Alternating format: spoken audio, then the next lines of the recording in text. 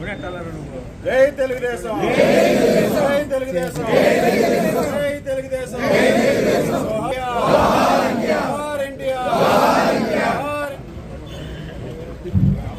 జై జోహార్ ఇండియా, జోహార్ ఇండియా, జోహార్ ఇండియా, జోహార్ ఇండియా, జోహార్ India, Telugu Desam వందనాలు, చంద్రబాబు నాయుడు గారి నాయకత్వం వందనాలు, చంద్రబాబు నాయుడు గారి నాయకత్వం వందనాలు, చంద్రబాబు నాయుడు గారి నాయకత్వం వందనాలు, లోకేష్ బాబు గారి నాయకత్వం వందనాలు, లోకేష్ బాబు గారి నాయకత్వం వందనాలు, రాధాకృష్ణ గారి నాయకత్వం వందనాలు. అయిపోయి చెప్పాను.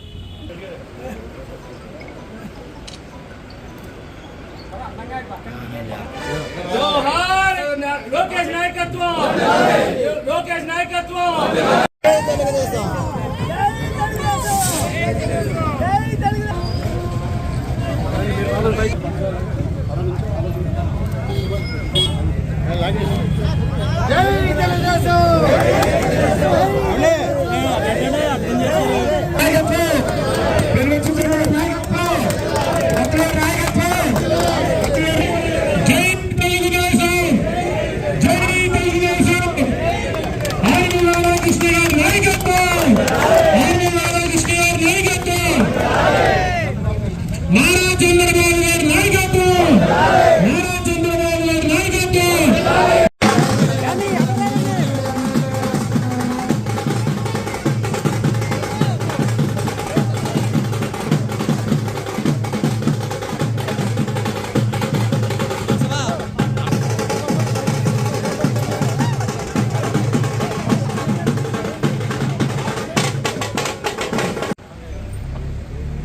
తెలుగుదేశం పార్టీ 44వ ఆవిర్భావ దినోత్సవ సందర్భంగా తెలుగుదేశం పార్టీ నాయకులకు, కార్యకర్తలకు, అభిమానులకు అందరికీ కూడా శుభాకాంక్షలు తెలియజేసుకుంటూ చంద్రబాబు నాయుడు గారికి, గౌరవ జాతీయ ప్రధాన కార్యదర్శి నారా లోకేష్ గారికి, జాతీయ అధ్యక్షులు నారా చంద్రబాబు నాయుడు గారికి శుభాకాంక్షలు తెలియజేసుకుంటూ ఈరోజు తణుకు నియోజకవర్గంలో 48 గ్రామాలు, 34 వార్డుల్లో ఒక పండగ వాతావరణంలో తెలుగుదేశం పార్టీ ఆవిర్భావ దినోత్సవ సంబరాల్ని తెలుగుదేశం పార్టీ శ్రేణులందరూ కూడా ఎంతో ఉత్సాహంగా చేసుకుంటున్నారు.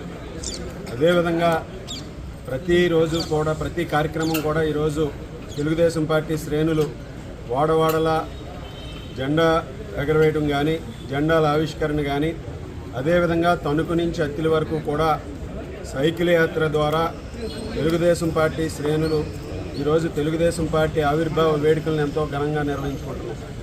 బడుగు బలహీన వర్గాల కోసం తెలుగువారి ఆత్మ గౌరవ నినాదంతో ఏర్పడినటువంటి పార్టీ తెలుగుదేశం పార్టీ.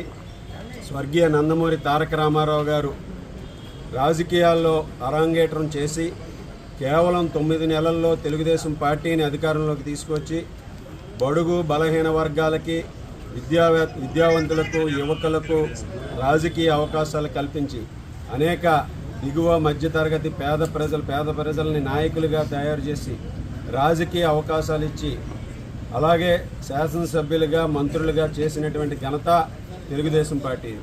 స్వర్గీయ నందమూరి తారక రామారావు గారు అనేక సంక్షేమ కార్యక్రమాల్ని, విప్లవాత్మకమైనటువంటి పథకాలని అమలు చేసి ప్రజలందరికీ కూడా ఈరోజు అనేక సంక్షేమ కార్యక్రమాలను అమలు చేసినటువంటి ఘనత తెలుగుదేశం పార్టీకి దక్కుతుంది.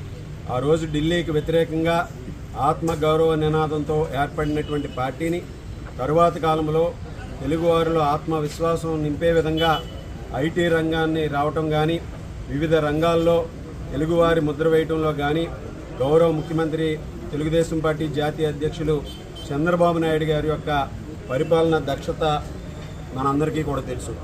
చంద్రబాబు నాయుడు గారి నాయకత్వంలో తెలుగుదేశం పార్టీ పటిష్టంగా ఈరోజు 44 సంవత్సరాలుగా విజయాలు, అదేవిధంగా ఓటమిలకి వెరవకుండా అధికారంలో ఉన్నా లేకపోయినా ప్రజల పక్షాన పోరాడుతూ ప్రజా సంక్షేమం కోసం పనిచేస్తున్నటువంటి పార్టీ తెలుగుదేశం పార్టీ.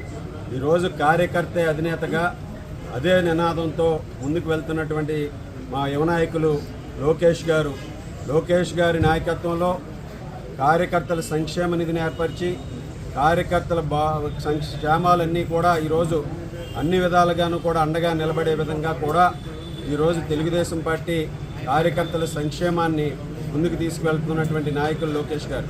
అదేవిధంగా 2024 ఎన్నికల్లో కూటమి ప్రభుత్వం అధికారంలోకి వచ్చిన తర్వాత ఈ ప్రభుత్వం మన యువత భవిష్యత్తును కాపాడే విధంగా, ఎంతోమందికి లక్షలాది ఉద్యోగాలు కల్పించే విధంగా పెట్టుబడులు సాధించడంలో యువ నాయకులు లోకేష్ గారి కృషి మనందరికీ కూడా తెలుసు.